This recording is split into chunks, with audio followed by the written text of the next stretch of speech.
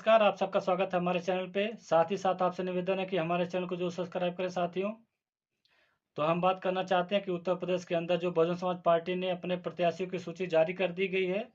इस बार 12वीं लिस्ट निकली है। 12वीं लिस्ट में जिन जिन प्रत्याशियों को टिकट मिला है, किन किन सीटों पर मिला है, वो भी हम आपको बताएंगे। और बहन जी का तो नारा है कि सर्व समाज को लेकर के चलना है। तो सभी बिरादरी को, सभी जाति धर्म के लोगों को उनका बराबर का हक दिया जाएगा। उसी के हिसाब से टिकटों का बंटवारा उन्होंने किया है। ऐसा कोई बिरादरी नहीं है कि उनको टिकट ना मिला हो। S C S T OBC minority और जनरल कैटेगरी को लेकर के सभी लोग के वर्गों का बहन जी ने बहुत बखूबी ख्याल रखा हुआ है। ऐसे में जो 12वीं लिस्ट है, एक एक नाम आपको पढ़ के बताते हैं। पहला जो नाम है वो इलाहाबाद है। इलाहाबाद से रमेश सिंह पटेल को बहुजन समाज पार्टी ने अपना प्रत्याशी बनाया है। ये पटेल समाज से आते हैं। कुर्मी पटेल, कुर्मी जो होता है, कुर्मी बिरादरी, उसी को पटेल कहते हैं। तो यहाँ भी ओबीसी को टिकट बहन जी ने दिया है। दूसरे सीट पे आते हैं, वो श्रावस्ती है। तो श्रावस्ती में पिछली बार जो है बहुजन समाज पार्टी के एक सांसद जीत करके आए थे। हालांकि उनको फिर दोबारा टिकट नहीं मिला। तो इस सीट पे बहन जी ने अपना प्रत्याशी, एक मुस्लिम प्रत्याशी को उतारा है। उनका नाम है हाजी दद्दन खान। अब जो है तीसरा जो सीट है वो भदोही है। भदोही से हरिशंकर सिंह को बहन जी ने अपना टिकट दिया है, अपना प्रत्याशी बनाया है।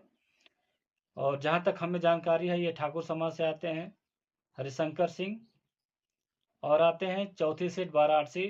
तो वाराणसी ने जो सीट है, ये तो काफ़ी हॉट सीट माना जाता है, क्योंकि इसी सीट से हमारे प्रधानमंत्री जी जीत करके पहुंचे थे पिछली बार।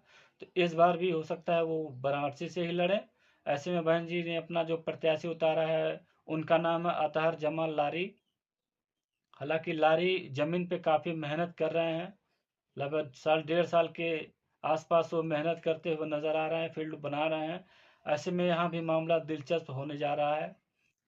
अब आते हैं जो आखिरी सीट है, 5वीं सीट है, वो बांसगांव की है।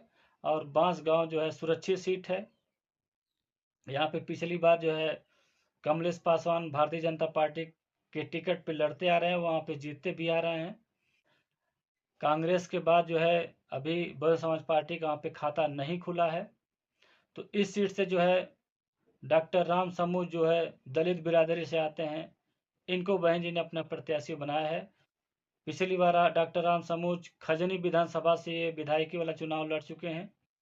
इस बार बांसगांव सुरक्षित से इनको लोकसभा का प्रत्याशी बनाया गया है। ऐसे में साथियों ये रहा एक एक सीट का एक एक समीकरण और एक एक नाम। हमने पहले ही बताया कि आपको सभी जाति, सभी धर्मों को बहन जी ने बखूबी ख्याल रखा है।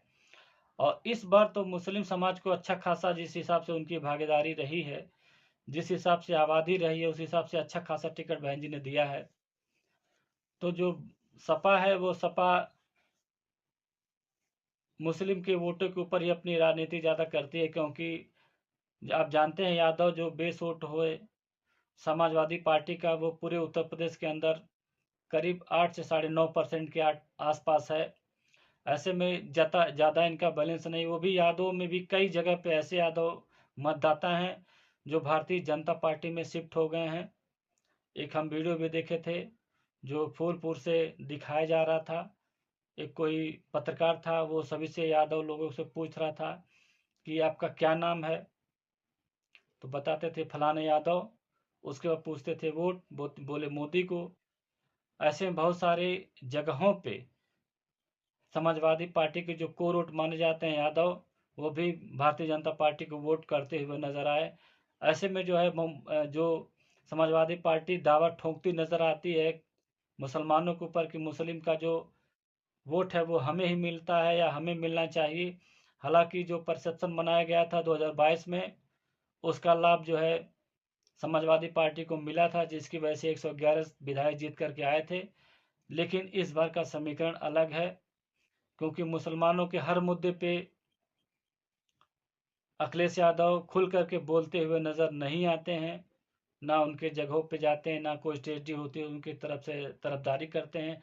ऐसे में काफ़ी मुसलमानों में काफ़ी नाराज़गी है, जिसका खामियाजा हो सकता है कि वोटों के रूप में अखिलेश यादव को उठाना पड़े, लेकिन बहुजन समाज पार्टी के जो लोग बहुत कम आंकते थे, बहुत सारे ऐसे सर्वे आते थे कि 0 से 5 सीट आएगी बहुजन समाज पार्टी की, नहीं 0 सीट आएगी अगर बहुजन समाज पार्टी के लड़ती है तो, और कहते थे कि इनका जो वोट परसेंटेज है, जो विधानसभा में लगभग 13% आए थे, इस बार घट करके 5% आएंगे। ये लोग बहन जी को सिर्फ बदनाम करते हैं, बहुजन समाज पार्टी को डुबोने का काम करते हैं, क्योंकि जितने भी मनवादी सोच के लोग हैं वो कभी नहीं चाहते कि बहन जी जो है आगे बढ़ें।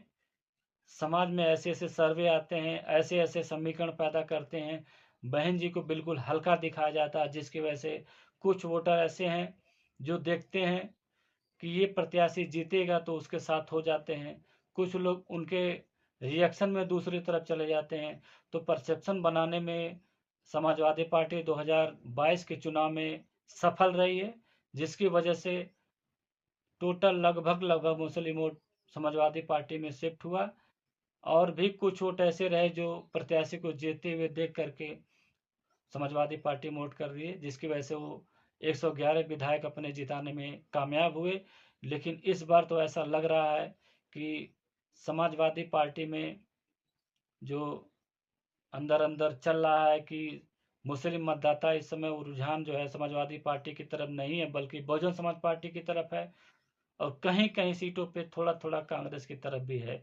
लेकिन उन सीटों पे वो देख रहे हैं कि अगर बहुजन समाज पार्टी भारतीय जनता पार्टी को हरा दे रही है, तो ऐसे में कांग्रेस और सपा का साथ छोड़ करके बहुजन समाज पार्टी की तरफ से वोट करने का विचार कर रही हैं, लड़ते हुए नजर आ रहे हैं।